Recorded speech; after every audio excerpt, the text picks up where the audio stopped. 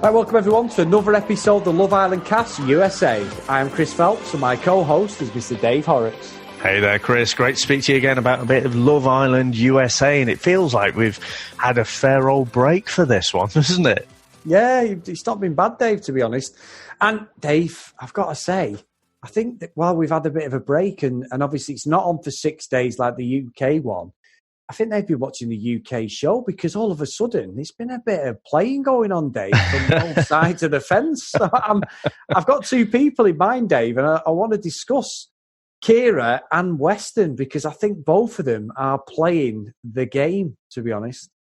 Well, are they playing the show, the game, or are we just seeing how kind of indecisive they both are in real life? I mean, bit surprised at Weston, to be honest. But he seems to be very much keeping his options open, and I felt a bit sorry for Kelsey there. You know, they were in that love triangle, weren't they? And then, you know, Kelsey seemed to win out there.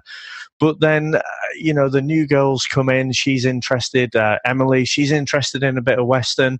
And then out of nowhere, I don't remember any discussions earlier on in the series, but, you know, they have that kind of discussion and she's saying, oh, well, you know, you're not available. And it's like, oh, that's not true. I was like, aye. Yeah. Got the whole villa, like, you know, hanging off his every word. So, yeah, I didn't see that one come in. But, yeah, I mean, I don't think they come off in the best light, do they? I mean, surely if you couple up, you've got to give that a chance first, you know, or else you're not going to get that deeper connection with anyone if you just constantly, like, go in for the best thing on face value. Yeah, it's strange because you're right with Kelsey. He was saying about, oh, my dad's going to love you. And he was doing like a proper cowboy accent going, oh, my dad's going to love you and all this. And he's like, and I'm thinking, oh, they're completely on. They look totally infatuated with each other. And I think, to be honest, Dave, I think Weston come off as a bit of a cop in tonight's episode because I thought he was well out of line, really. I mean, he'd said something to her, only about they were talking and he just said, didn't like you said about, you know, I should have picked you or whatever, you know, are you available? And that was it. It was like a one-off thing and nothing got said. And then later on, I mean, she was having undying love for Cashel at the start of the episode. By the end of it, it was like, Cashel who? I mean, yeah. Eric got friend zoned completely by Krya. He's gone. I think that's probably the right decision. He then goes and does the same with Emily straight away, the same scripts. And she sort of fucked him off anyway, but go on. It's the fact that I said when Eric was talking to Krya that if you have to explain to someone that you've got a funny side, you do not have a funny side. But then Emily's saying almost the same thing. She's like, I need to see a different side to you other than this kind of bad boy, intense side. And he's like, oh yeah, you know, I can go and steal a bike or I can cry at a puppy or something. And it's like, come on, I'm not buying it. You know, again, if you have to explain to someone, you've got a different side to you.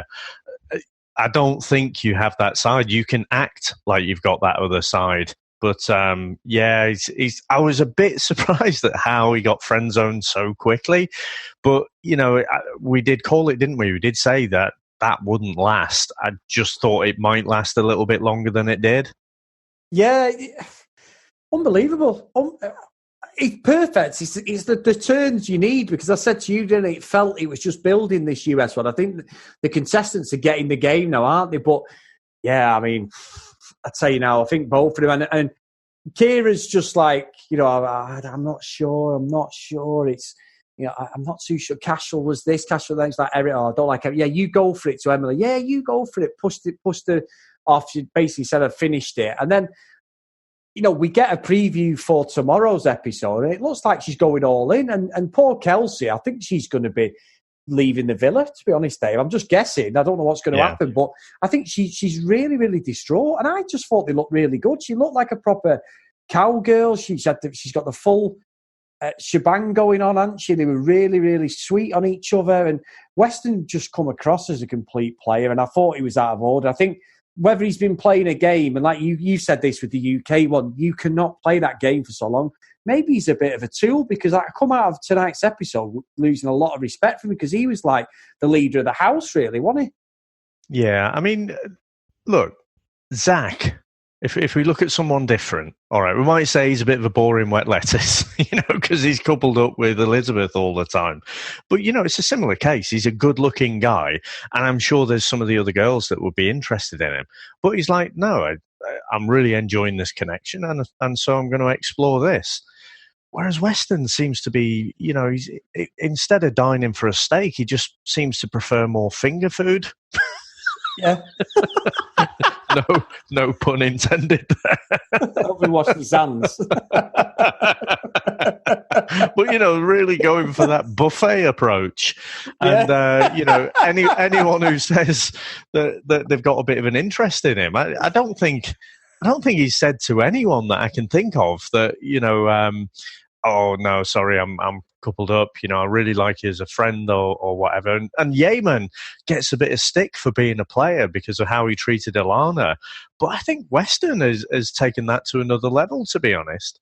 I do. I called Yeaman out a few episodes ago. I said he's a player, and I think the public had seen that. But I think Weston's going to get a bit of backlash here, Dave, because this wholesome cowboy is not so wholesome, and I think he's going to be dipping his bread in all over the place. The preview we got was he was kissing Emily, but then Kira's saying she wants to have a word with him, and I'm like, where the hell has all this come from? But great TV.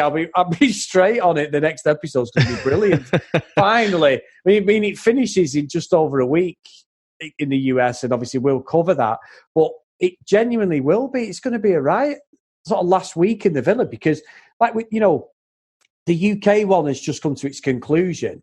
And, that's been relationships that really, the ones who've won it, Greg and Amber, all right, they've only just got together. But the US one could be the same, Dave. It's not going to be like an endurance race. There's only Zach and Elizabeth, as you keep mentioning, like you say, they're boring as fuck. But they're the only ones really who are together. All the others, it's just fair game. Yeah, absolutely is. And you'd said last week on the Friday episode that, you thought that was the strongest episode. I was a bit more on the fence, but for me, tonight, this has been the strongest episode. This is where you can really see those different interpersonal relationships and, new bonds forming with the new people coming in and, creating a little bit more upset. So for me tonight, it's really, really hotting up now. And what we haven't seen, and who knows, we may see it, we may not, we haven't really seen a good blow up yet, have we? No, not at all. Not at all. It's strange, isn't it, Dave? Because you see how it plays out and how they do some of these challenges and how the interactions go. I think they're a bit more honest in the US one than they are in the UK one. I don't know whether it's just a cultural thing, but they do tell it how it is, don't they? Like there was conversations going down. And I find it really intriguing seeing the fact that we've watched both series in parallel. They're totally different. In the UK one, when they go. We've not had any proper kickoffs in the US one. Whether it's because they're a bit more upfront and honest, I'm not sure. But I really, really find as a social project, it's weird how I feel about both shows. But I am getting into this US one a lot. I really, really like the way it's going, to be honest. Yeah. And again, I think the old narrator there that we dished out a bit of stick for in the early period. Yeah. I think again he's 3 for 3 for me now. Not with every line, but every episode. The last 3, he has made me chuckle a bit. And I think with this one, it was when Emily and Kira were having a bit of a snog there. And she comes to the end and he says, "Oh, just got back. Did I miss anything?"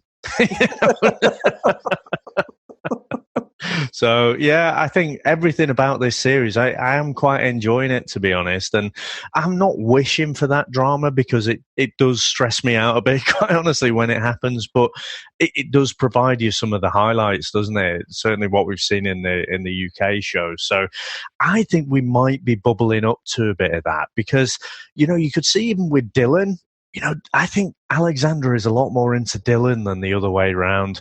And I think he was very interested in Emily as well. So now that those feelings are starting to get a bit deeper, then I think we might see some behaviour that might prompt some of those dramatic blow-ups. Yeah. Great stuff, though, Dave. And what sound episode, to be honest. So, Dave, we've had a couple of reviews, so I want to read one of them out, if that's okay. This one's by Gold a Fish 2008, and it's entitled Bang On, 5-star. It says, they love the show, but take the piss. A no-nonsense podcast for, let's face it, a nonsense show.